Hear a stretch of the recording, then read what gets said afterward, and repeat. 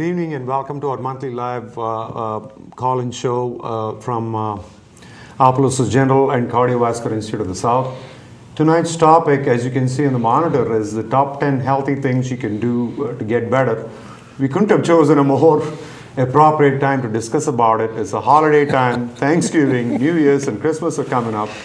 It's like torturing our audience with all this health advice, but we just want to have a very casual discussion with all our panel here about the healthy things and not really put heat on any of the audience, but just to discuss about some of the things we can do about eating, especially considering it's a holiday time. Everybody is in a festive mood and cherishing their great food cooked by their moms and wives and other family members. So we thought it would be a great time. Audience will be paying attention so we can talk about some of the healthy choices as well as some of the healthy habits, and maybe we can incorporate some of that stuff in our New Year resolutions. So let me start off by introducing some of the regulars on this show. All our audience knows Dr. Fernando Arzola is a cardiologist with special interest in echo and non-invasive cardiology, and Dr. Hammett is one of our senior partners, an interventional cardiologist with special interest in CT as well as interventional medicine. I have Mike Morris, who runs the fitness department. Who better than Mike to talk about and chastise people, including us, about adapting some of the healthy trends. And I also want to remind our audience it's a live call-in show. The bottom of the screen of the TV, you will see the call-in number. You can call with any health-related topics related to the heart, related to the dietary habits, and so on. But I want to start off, Mike, welcome to the show, and we're really pleased to have you. I know you're putting phenomenal effort at Opelousas General, trying to get all the members, doctors, and other employees to get back and get off the couches. With all of our busy schedules, we're all running around, and we can start off talking a little bit about Opelousas General cafeteria and the healthy choices also. But what is your take, being a person that is born and raised in the Cajun land, talking about fitness, talking about eating right, is blasphemous here. Eating right, telling patient to stop eating fried food or good food is almost like blasphemy here. Yeah. So how can you approach this, being a Cajun person? What is your take on this? Well, you are right. I grew up right down on Little Teche in Port Barry, right next to Savoy's sausage factory. Miss Eula was my dad's first cousin, so I grew up making boudin and burning a few cracklings. So I know the culture. I grew up in it. But back in that time, guys, we ate a lot of stuff right from the farm, a lot of whole foods. And even though we still had the Cajun culture, which is a lot of fried foods, a lot of smothered foods, and we still have them today, a lot of things were different then. We rode our bikes every day. How many times you see kids today just out there? Now you see them, they're doing texting, wonderful phones, wonderful phones, communication skills. Now we got computers, and we just don't move as much. I mean, cars, automation, remote controls for TV. You talked about the holidays. There's no doubt, guys out there, you're going to consume more calories over the next, from Thanksgiving to January. The average weight gain is 3 to 9 pounds across the country. Okay, so very interesting, 3 to 9 pounds. That's 3,500 calories per body pound of weight. So multiply that out. That's about how many extra calories you're going to consume over the next few days. Now, how can you combat that? Because you're not going to stop eating. I mean, you're going to have all the good stuff on the table. It's Mardi Gras comes after that. Yeah, I mean, we always look. We got a festival every weekend, so we fight this, man. It's like the devil. The NCAA championships now moved. There's another holiday. Yeah, I mean, the Saints play every Sunday. I mean, we got the culture. Doesn't stop here. Party and let's live life. C'est la vie, man. El sol party. We going after it. So what does that mean? That means you have to move. You really have to move, and you have to make some healthy choices. Tonight we're going to touch on 10 topics, but I had a very challenging job to come in at OGH. I was called in by a couple of my friends, said, hey man, we need help over here. We're doctors and we're dying. and not to pick on you guys, but sometimes, you guys are really tough because y'all work long hours. You're really engulfed in what you're doing. And it gets back to that same objective everyone has. When do I find time to do this? And I keep telling people, you brush your teeth every day, you take a bath, you got personal hygiene, you shave, you cut your hair. you have to look at exercise and nutrition as a part of your everyday lifestyle. You know, you have to really assess it. And when I go to my number one thing, and I've got on my top 10 list here, is finding purpose. Find purpose. I ask people all the time, if I asked you, I said, what's the 3 most important things in your life right now? What's the 3 most important things? Who's first? Yeah, myself. Yourself. You're trying to put yourself a family. Like your Family's family, there. You know, if you some don't take people. care of yourself, to be there, be around there for your family. That's the point that I make to all of them. They always say, well, my kids are running my life now, but you know, if you don't take care of yourself, you won't be there for your kids. My grandchildren are the most important thing to me. Well, God, I'm 65 years old right now. When you guys see these guys, I mean, when you're seeing patients, more than likely when they come to see you guys, they are in an acute situation. They are past the point, they are sick. And they look at you a lot of times and go, well, what can I do now? And it's hard to reverse that process now, because now you've got a deconditioned system. But yet, if we'd have taken 10 to 30 minutes a day a little bit, and we'd taken some better choice in nutrition, chances are they wouldn't be seeing you today. They might be seeing you, 10 more years down the road. But it's all about prevention. I think the biggest things. The interesting thing is we're talking about prevention now, and this was presented by Sir Henry Osler, one of the most famous doctors back in the 19th century. It's rather we prevent than have to deal with these problems. And here, the culture and everything has become to the point that we want a quick fix for everything. It's all instant gratification. Don't feel right, and you take a pill. If your cholesterol is high, take a pill. You got pills, or you got procedures. Instead of doing that first initial things, easier said than done, but at the end of the day, if you talk about, there's a huge debate going on in the nation about this whole healthcare costs, how to budget the whole thing, how to ration the whole thing.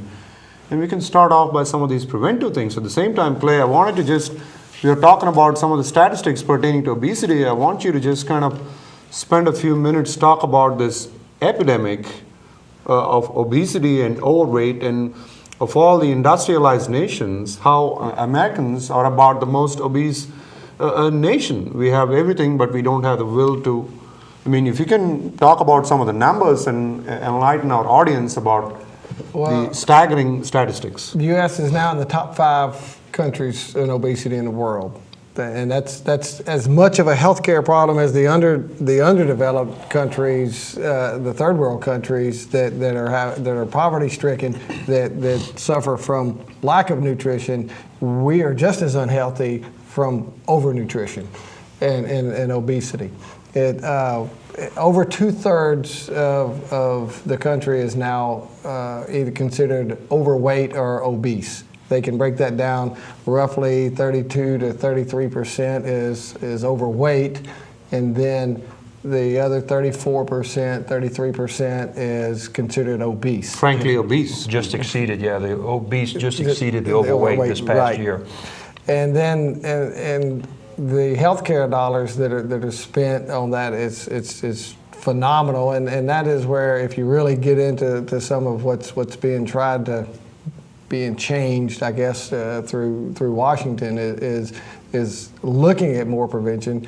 I know there's a whole lot of emphasis on childhood obesity now, and that's a great place to start, because if we don't correct it there, it seems to just keep going downhill after the age of 20. They've got a lot of statistics showing 20-year-olds that are obese at 20 have such a different lifestyle and an order of health throughout their life than somebody who is not overweight at 20. It's a phenomenal, staggering difference. So it starts that early. And I think if you think, guys, you hear this all the time about, I come from some good genes, man, I come from good stock. But if you think about it, the genetic chain that we inherit, that's kind of like the bullets that you're putting in the gun. But the real pulling the trigger is the environment that we're creating, that society that we live in now. And if you think back even to the days when I was young, the processed foods weren't around. Today we in the fast food market, we're in the processed foods. When you look at the calorie and the sodium that's included in most of these processed, even diet foods today, you got to get smart on reading labels. And not only that, understand how the digestive system works, that if you you tax it from not having the right enzymes, available in the nutrient, the food that you're eating, then your body has to produce those, and you rob of all the, its ability to create these digestive enzymes, and your body just doesn't, break this food down. What happens to it? It's stored in the system. I like to refer to that. Most people think of fat. I want you to think of it as all it is stored energy. You just haven't used it yet. And if this genetic pool becomes fatter and fatter and fatter, what does that happen to the kids and the genetics of the childbearing that we go through these different generations? Believe me, probably our senior adults, our parents, are healthier at their age right now than our generation may be when we get to be 65, 75, 80 years old. When we talk about, of course, the healthcare dollars and the healthcare expense, which runs into billions and billions of dollars, we are not necessarily talking about the care of doing weight loss surgeries and little gastric clip procedures and things, which are also essential sometimes. But we are talking about the multiple other serious medical problems, that are related to being overweight, which then leads to inactivity, then leads to less insulin sensitivity and leads on to diabetes. Metabolic You have syndromes, arthritis, hypertension. you have higher incidence of stroke, you have higher incidence Fractured of bone. heart attack, you have higher incidence of Pulmonary emboli. blood pressure, cholesterol, inactivity, and clots in the lungs, clots in the leg veins. I mean, it goes on and on and on. If you really cumulatively look at all these things, we can tie up every single major health problem that we spend dollars on to some form of obesity, inactivity, eating, as Mike was referring to, eating these processed quick foods. We are not here to go on and bash anybody sitting there, but it's just a matter of adapting these healthy habits, just being mindful of it. It just doesn't take that much. It's very easy to just go on just without thinking, I got a doctor or a family doctor or some specialist to fix my problems. I'll just go do what I want to do, and then I'll go let that guy deal with the problems. This is what's become to the society. And I think sometimes you cannot, it's like spare the rod and spoil the child. And sometimes they need that hard medicine. Yeah. Not easy. When you get out to somebody who has a heart attack, they're coming to your office, you're beating them again to not do a bunch of things. But it's sad it comes to that stage. Instead of them doing few things at a time they come on and wait until they have a heart attack and stroke, and then want to do healthy things at that stage. Yeah. It becomes a lot harder when you're 65 years old and you have a heart attack and you're 300 pounds to go on and start walking on a treadmill or go out walk 5 miles a day, instead being mindful of that. But invariably, that's what happens every day, and we see that quite often. Fernando, how do you approach this? I mean, of course, in our practice, being cardiologists, we don't necessarily see those 20, 30, 40-year-old healthy, relatively healthy young adults. No. We are seeing those 60, 50-something people with multiple medical problems, multiple unhealthy habits, including obesity. How do you approach them? What is your recipe to approach Well, these patients? it's fairly simple. One of the things, like we've all said here, is you need to get moving. One of the simplest things they can do is to walk. We walk every day. My recommendations usually for my patients is, if we want to lose weight, we're going to have to walk continuously for 45 to 60 minutes every single day. You have to do that. Now, it's just the first part of the process. You have to start to walk that time. Once you get to walking that time, you then have to speed up to the point where you can walk 3 to 4 miles in 45